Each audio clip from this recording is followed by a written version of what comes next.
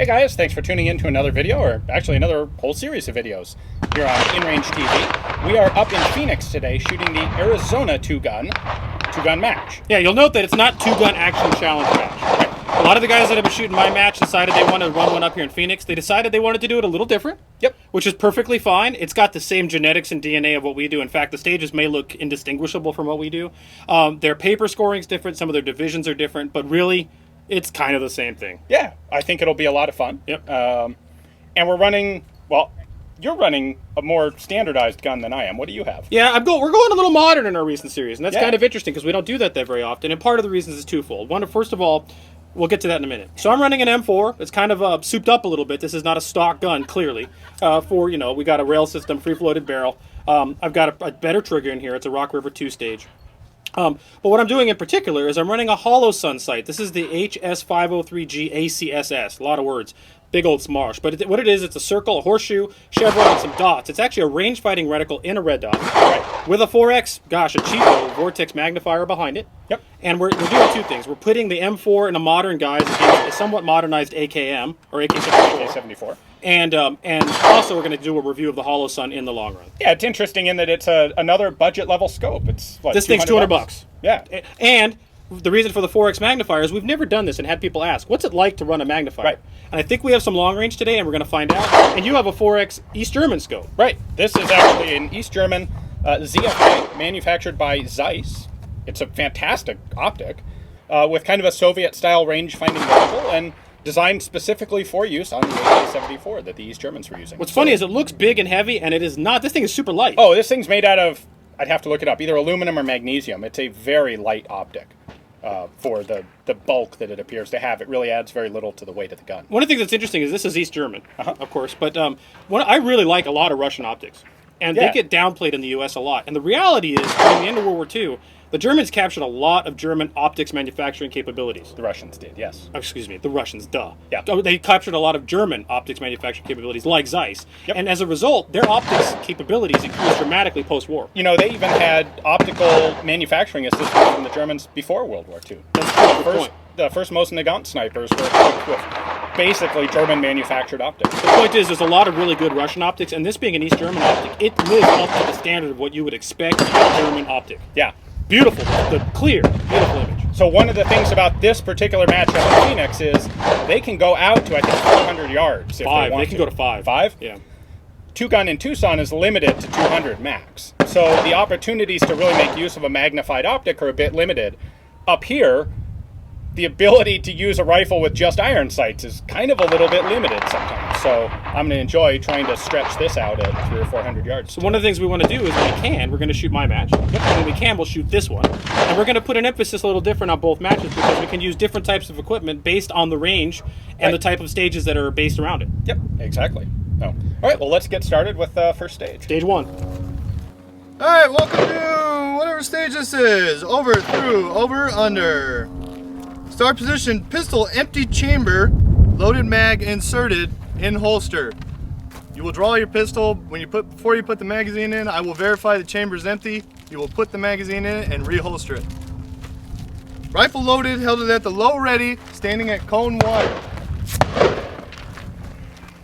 At start signal, engage rifle targets 1 and 2. These 2 plates down here. With 1 hit each. The shooter will repeat this at every cone.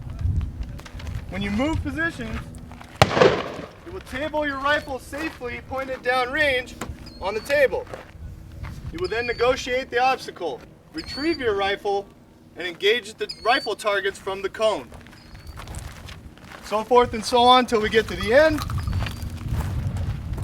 As final position, you will go under the table with your rifle on top, safely pointed down range. You will retrieve it, engage the rifle targets one more time, table the rifle, draw your pistol, hit the slide, and knock down the plate racks. Any questions? Yep, shooter's ready, stand by. Hey! Hey!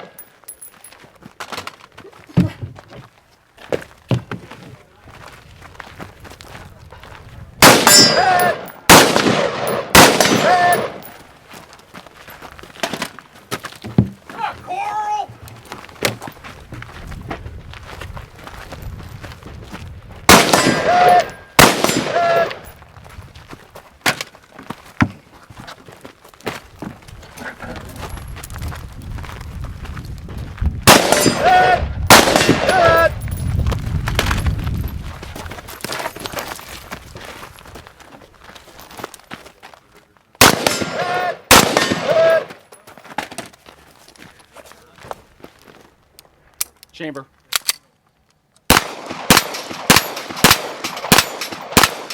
If you are finished, unload, show clear.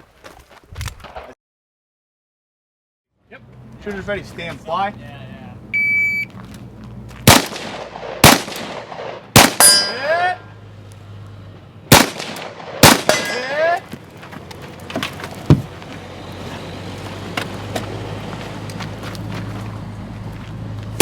Hit. Hit.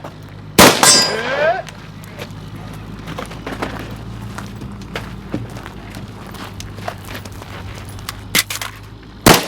Hit. Oh, to the nose.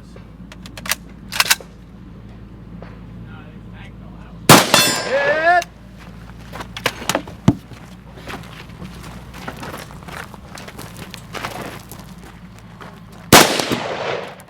Hit. Hit. Hit.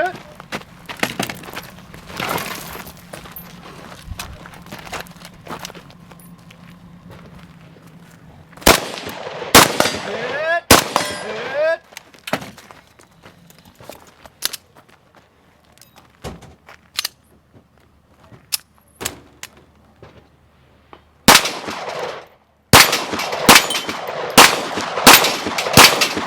If you are finished, unload, show clear.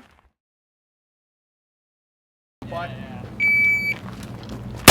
Hit. Hit. Hit.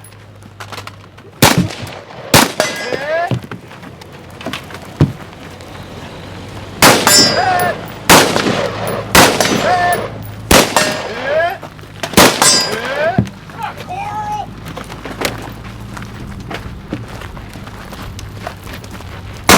Hit. Hit. Oh, to the nose.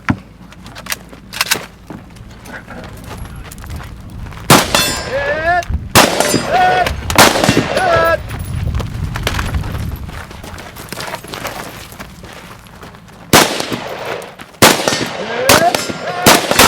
Hit. Chamber.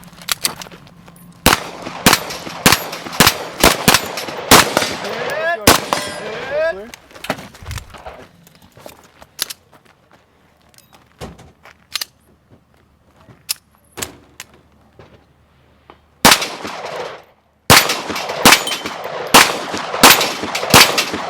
If you are finished, unload, show clear.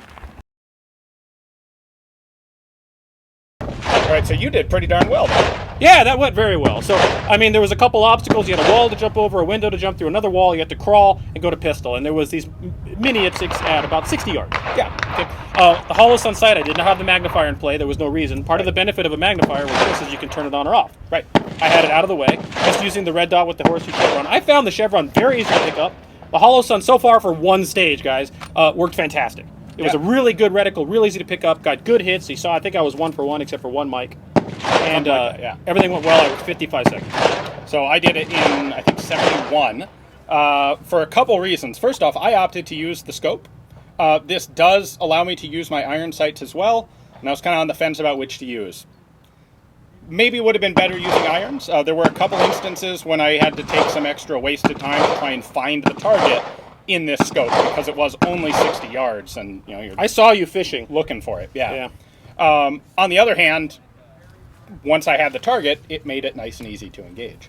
I did have one interesting issue where we'll have to go back, and I haven't looked at the footage yet, but I bumped the mag release with something, and my mag fell out in between two of the shooting. I saw that happen. I'm like, that's not a Tavor. Now, on the other hand, I'm kind of happy with how I managed to handle that. Yeah, you recovered very quickly. You know, one of the things in Pat McNamara's class was fail, but fail fast. Right. And you know, failure happens to everybody, all of us. I screw up, you screw up, we all do. The best screw up.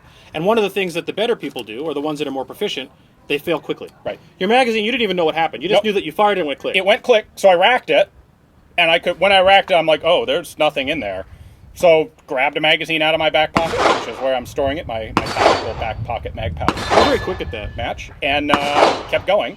And then I had another problem with the pistol. I should point out, I'm using my Canadian-made English Chinese contract high power, which I really like. And except that when I went to rack the first round into it, it double fed or somehow mouthed. That took me a couple seconds to remediate. You reminded me to do this because everyone's going to ask. One of the matches you shot recently, I borrowed a 92 FS, a Beretta 92 Yeah. FS.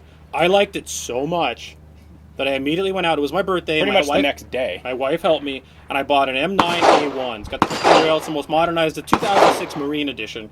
And so far, this thing has been shooting awesome for me. Yeah, I'm really loving this gun. So that's what we're using for handgun. Once we got to the plates and got them engaged, well, I had a malfunction. You forgot to rack the slide. Yeah, you know what? This stage, for some reason, required condition 3, magazine inserted empty chamber. Well, And when I brought the gun up, I didn't think about it. They were concerned about loaded guns while people were negotiating the obstacles. It's fine. I just didn't think about it because I don't carry a gun unloaded. I just don't. And so when I brought it up, I'm like, click. Oh, yeah. Chambered around. In both our cases, though, once we got the guns running, we got those down pretty quick. Spanked it pretty good. So far, no catastrophes. Some weirdness with you. We'll get past it. Yeah, we'll see what happens. I think you would have been better off with the irons. Possible. Yeah. Anyway, I think the next stage is all pistol. Yeah. So let's head over to that one. Stage 2.